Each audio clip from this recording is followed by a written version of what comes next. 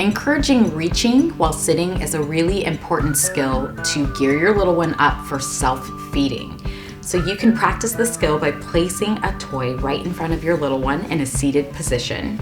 And Naya is not yet able to sit on her own, so she's leaning up against me and I'm providing a bit of support for her, but she's getting to explore in front of her.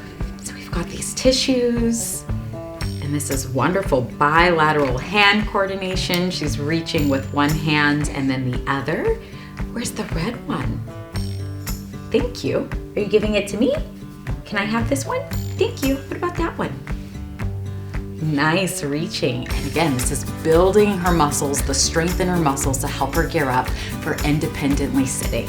Nice work. How about the yellow one? Can you get that one? Pull. Yay!